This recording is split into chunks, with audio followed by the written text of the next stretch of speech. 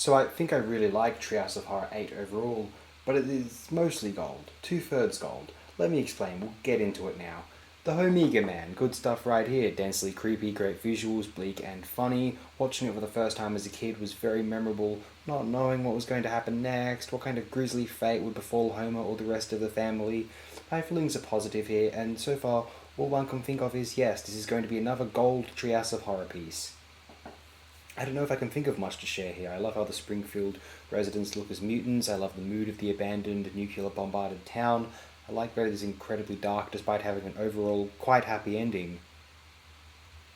Next up is the impeccable Fly vs. Fly, among my favourite Treehouse of Horror segments, as well as this episode's certain best offering.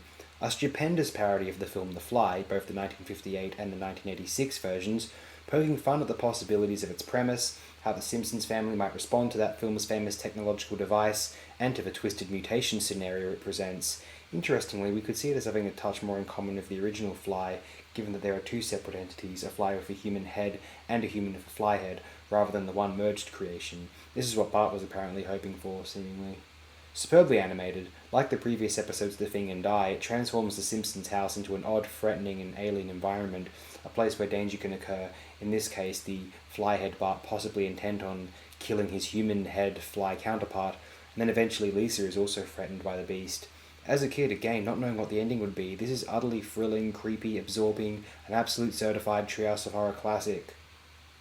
As far as reverent yet brilliant and incredibly funny Treehouse of Horror film parodies go, Fly vs. Fly is in the top 3, along with The Shining and King Homer. Let's talk about the supposed decline in Season 9 for a moment. I actually don't necessarily agree with that assumption, or not significantly.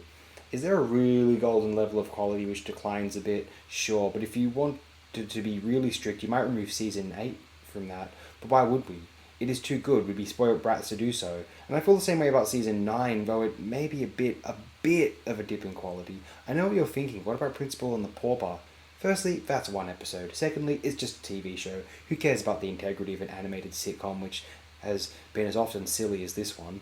3, the episode's worst issue, and it is subpar, is that it is dull and generally unmemorable. 4, we didn't condemn Season 7's first Flanderization instance, Home Sweet Home Diddly Dum Doodly, partly because it is a funny episode otherwise, I feel, as grossly out of character and fanatical as Ned is in that particular episode. I would even argue that Season 10, like 9, is more classics than not, but Season 11 onward, sure, that gets difficult for me to defend, clearly. There's a certain quality of the Scully era which I rather liked at the time, when rewatching them as a younger kid. I didn't see them when they were first airing, but I liked a bit less over time, even though I still find it a tad endearing. Scully embraced the show as a family-enjoyed institution. It arrived at the 10-year anniversary during Scully's tenure, and it might account for why Season 9 still feels more like the older classic show. Scully embraced The Simpsons as beloved fun for the whole family, and it was still classic and thoroughly likeable, but it wasn't as exciting, edgy, or imaginative as it used to be, one would observe when analysing it all in retrospect. Well, no and yes, I'll discuss on the next TOH a bit why Scully era, at least in Treehouse of Horrors, was embodying the quality of the show quite well, as it had been during Merkin and Oakley Weinstein, that pre-millennium cozy edginess, but the show outside of those annual specials was too cozy, aware of being beloved, and a cartoon family institution, and it was too comfortable, friendly, and appealing to an agreed consensus. It is encapsulated by the ending to the Season 11 episode Behind the Laughter.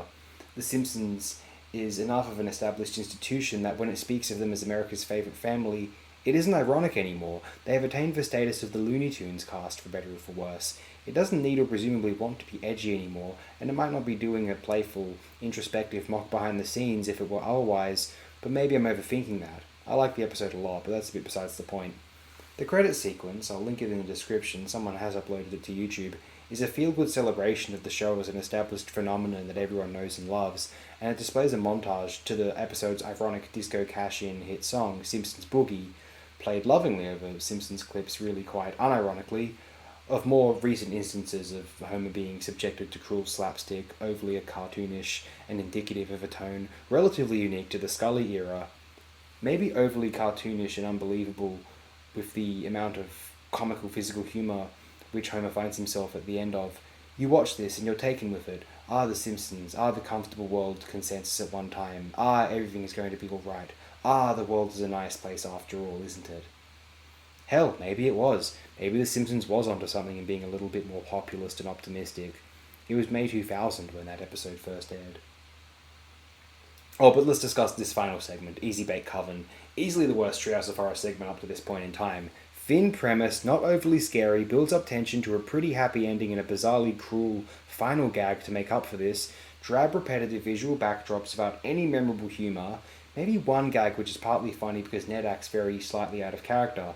That'll be the day. As a younger kid, I assumed this segment was in a later TOH, one of the lesser later pieces than it was surprised that it was in the first 10 seasons. There is just not much here. It feels slightly lazy. It will end up being one of the weaker TOH segments I discuss, period. For not the weakest, among the bottom 5 though. I've discussed this entry with other people my age who profess to not liking it much, and also being surprised that it was in the first 10 seasons. It is so depressingly Sunday afternoon. It makes you think of the melancholy you feel when you have to go to school the next day.